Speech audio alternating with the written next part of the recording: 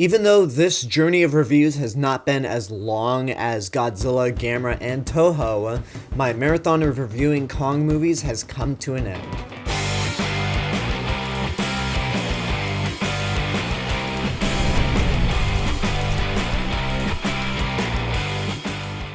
This is Peter Jackson's remake of King Kong from 2005, which stars Naomi Watts, Jack Black, and Adrien Brody. I don't really need to go into the plot of this one because basically this is a remake of the original King Kong, right down to it being set in 1933, right down to having the original characters, and having scenarios play out very similar to the original 1933 version. But there are plenty of differences here and there to make this movie stand as its own without having to be compared to the original. Now, out of all the King Kong movies that have been made and released theatrically, whether in America or Japan, this is the only King Kong movie that everybody says is almost as good as the original. Some even say it's as good, if not better. And I'm in the camp of the former group. I don't think this movie's anywhere near as good as the original 1933 version, but it's miles ahead of all of the other King Kong movies. And as much as I like King Kong vs. Godzilla and King Kong Escapes, this movie is the best one since the original. For one thing, it's made by somebody who loves the original, and I mean loves it. Peter Jackson saw King Kong on TV when he was around 8 or 9 years old, and that was the movie that inspired him to be a filmmaker. In fact, before he even took Lord of the Rings, Universal offered him 2 movies to direct for them. One was a remake of The Creature from the Black Lagoon, and 2 was a remake of King Kong. The latter he greatly accepted. And there was actually a version of King Kong that he was working on that was completely different than the version that we ended up getting. This was before he got Lord of the Rings, but his original version of King Kong never went through. And then he got Lord of the Rings, and suddenly that gave him carte blanche to do King Kong again. And watching this movie, you can tell that he loves it. Everything that he does in this movie pays so much respect to King Kong, but it's never in a way where he flat out imitates the original. It's not like the remake of Psycho, where it's a literal frame-for-frame, shot-for-shot remake. It's done with love and respect, but has many aspects in it to make it feel different. Some scenes in the original are either tweaked, changed, or removed altogether. For example, the T-Rex fight. You can't remake King Kong without including such an iconic scene like that. Except what Peter Jackson does here this time is he adds 2 additional T-Rexes. So basically, it's a 3 against 1 match where Kong is trying to save Andero from 3 T-Rexes, or V-Rexes, if you really want to be correct with this movie's science. And he's like juggling Andero between hands while he's throwing the T-Rexes, punching them, throwing rocks on their jaws. And it's just an incredible action scene. The original scene is still really good because of the lack of music, and just watching 2 stop-motion creatures fight each other is really cool. But this one is so much more creative, and it just really goes to show how animalistic this Kong is. Another thing that Peter Jackson does is that he added a scene that was cut from the original film, which is a scene that takes place after the log scene, where some of the people who fell down the log have survived, but are being attacked by all of these bugs. So he put that in this movie, and it has this really haunting quality to it. Skull Island is a hellhole already, but the spider pit is pretty much the lowest point in hell, and it's just a really well done and creative sequence. And I'm so glad that Peter Jackson was a fan enough to include the original scene that was cut into his version. And the special effects are just absolutely mind-blowing. They are incredible. This movie, along with Lord of the Rings, Avatar, was one of the top movies in terms of special effects in the last decade. It's just so well done. Skull Island is just alive more than ever, with many things happening in the background, many creatures that are just doing things. It's just alive, and more than any other version of Kong, this is the first time Skull Island has really been depicted as a living hellhole. Everything just looks kinda murky. disgusting, and all of the creatures in here are really creative and often very savage. There are these bats that infest Kong's home, and you just look at those things and go, ugh, those things are disgustingly creepy. So I've talked about the action scenes, the visual effects, all the technical aspects, which are top-notch. What about the other stuff? Well, let's get into the characters. These are the same characters that were in the original. Ann Darrow, Carl Denham, and Jack Driscoll. Let's start off with Carl Denham, who was the main character in the original King Kong, who's played by Robert Armstrong. In this version, it's Jack Black, which... You know, everyone's jumped on this. Ever since this movie came out, people have been jumping on Jack Black, saying that he feels way too out of place in this movie, and they are right. I mean, I'll accept a lot of the changes in this movie because I would rather it make changes while staying faithful to the original. But with Carl Denham, I don't think this change worked out too well. Having Jack Black in the role really takes away the sense of confidence that Carl Denham had in the original. When you watch the original movie, when you look at Robert Armstrong as Carl Denham, he says some of the craziest things. He talks about going on some crazy expeditions, but because he's so confident in the way he convinces you, you're like, yeah, I can really trust this guy.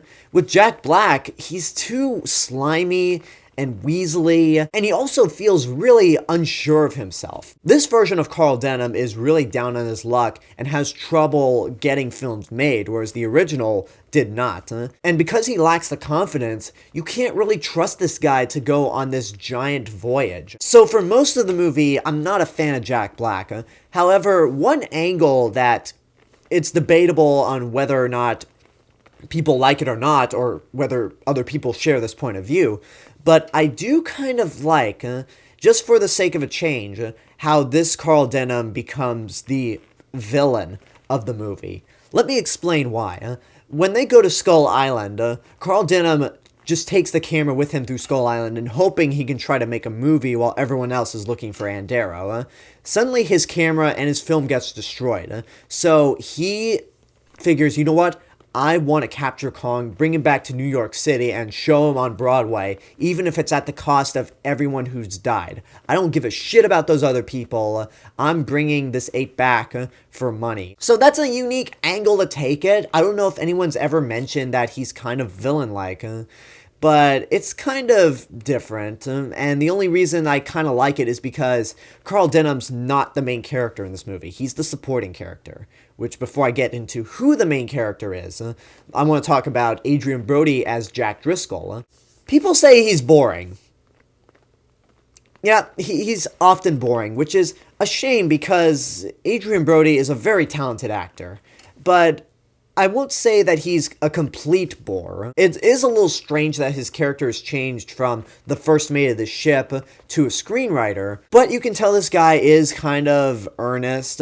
He has a good heart. He has feelings for Ann Darrow. It's really hard to describe, but I don't really dislike this guy. I think out of all the men in this movie, Carl Denham is such this weaselly jackass that I just had to find some guy to latch onto, and Jack Driscoll is kind of likable, even though he's kind of a bore. One complaint that I'll have about Adrien Brody's performance is that he only has one tone in his voice throughout the whole movie. Even when he's yelling, it just has the same kind of tone. I don't know if that's actually Adrien Brody, or that's the way Peter Jackson directed him in this movie, but it just didn't come across as very convincing. I do like some of the side characters, though. Like, Andy Serkis plays this cook called Lumpy. He's a really neat character. And then there are two members of the ship, Hayes and Jimmy. And there are a few scenes with them where they build a little character development, and it's pretty cool, even if they are just side characters. So Jack Black as Carl Denham and Adrien Brody as Jack Driscoll.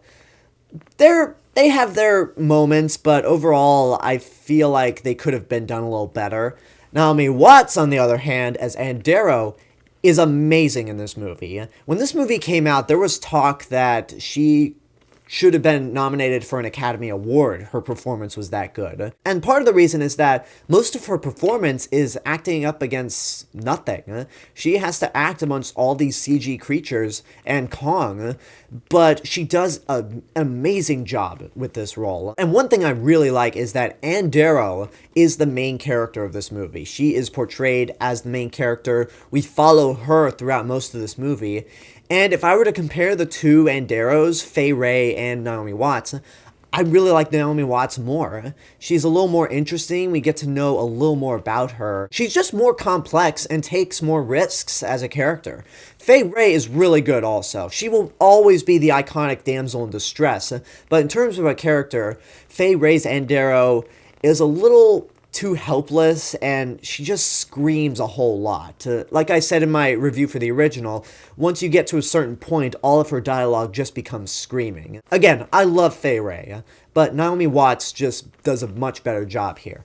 Now let's talk about King Kong himself, played by Andy Serkis. This Kong is portrayed through CGI and motion capture. What I really love about this Kong is how he's really sort of humanized.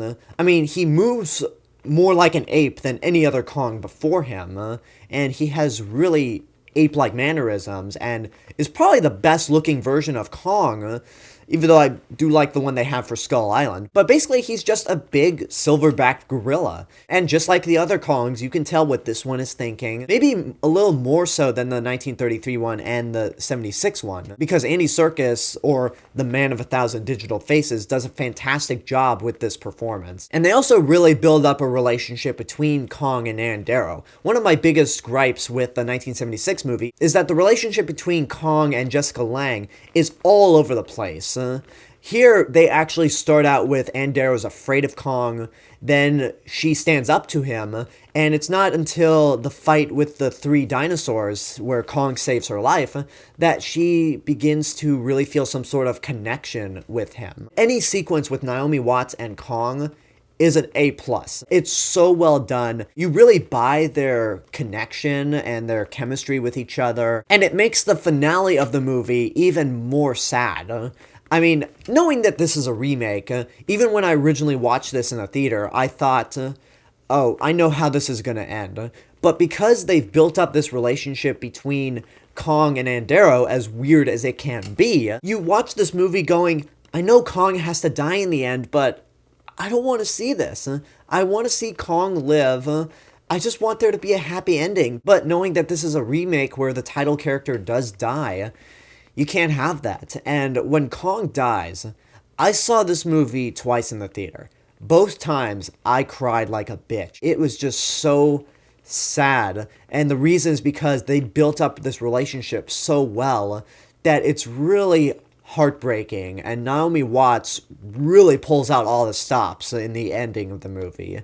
She absolutely is phenomenal in this role. And this is one of those Andy Serkis mocap performances that make you go, why hasn't this guy won an Oscar? Why won't the Academy consider motion capture as a form of acting? Because it truly is. Between Kong, Gollum, and Caesar in the new Planet of the Apes movies, Andy Serkis should absolutely be credited for these motion capture performances. So I don't have much else to say about Peter Jackson's King Kong. I accepted a lot of the changes in this movie because it made it its own thing, but it still stayed true to the original story from 1933. But one thing that, rewatching this movie, I cannot stand is this weird decision that Peter Jackson makes to basically film the movie in a way where it like cuts frames. I mean, the best way I can show you is film in night vision with my camera. It's just pretty much Peter Jackson filming the movie like this, where everything moves in slow motion. Not really slow motion, but in a blurry kind of slow motion. And he does this several times throughout the movie. I'm like, why are you doing this? And then there's the infamous criticism of, we spend an hour on the boat before we actually get to Skull Island. And it's just not all too interesting. And I can kind of meet you halfway there. And also, this movie didn't need to be 3 hours long. I don't know what it was where Peter Jackson felt like he needed to make this a 3-hour-long epic, because it's a monster movie. I mean, King Kong is much better than that, but at its core, it is a monster movie. You could have easily cut 45 minutes of this movie. Maybe 30, maybe 2.5 hours could have been a good length for this movie. But 3 hours, it's just way too long. But I will say this, while it should have been a shorter movie, I was never bored. So because of those details, I can't say that Peter Jackson's King Kong is anywhere as good as the original. But I will say, this is definitely worth seeing in your lifetime. I was almost on the verge of saying get off your ass and go see it right now because the ending admittedly did make me cry. But because the movie is ultimately 3 hours long, and with that weird cutting frames trick, I can't push myself to do that. I wanted to, but rewatching this movie, those aspects really bugged me, but still, definitely worth seeing in your lifetime. And if you're curious about what my thoughts are on the extended edition, basically the theatrical cut of this movie removed two famous sequences from the 1933 original. The first time the crew of the SS Venture encounters a dinosaur on Skull Island, and the swamp sequence. Both of those scenes were not included in the theatrical version of Peter Jackson's movie, so they were added into the extended edition. And the new updated versions of both those scenes are really cool, but we don't need 20 minutes of additional footage in a movie that's too long. And the additional 20 minutes are pretty much just action scenes. Nothing is really added in terms of story or character development. The outcome is still the same as in the theatrical version. So there's no real point in seeing the extended edition from beginning to end. And that's my review for the Peter Jackson King Kong and all of the King Kong movies released. Kong Skull Island comes out next week, and I'm looking forward to it, although I'm a little skeptical at the same time, because I want this to be good, especially since this Kong will end up fighting the new Godzilla, and I cannot wait to see the remake of King Kong vs. Godzilla. So I'm having high hopes for Kong Skull Island. I'm hoping it turns out good. So until then, I hope you enjoyed this review. Leave a comment down below and tell me what your thoughts are on this movie, if and when you've seen it. And as always, this is the real Mr. Robinson telling you there's only one.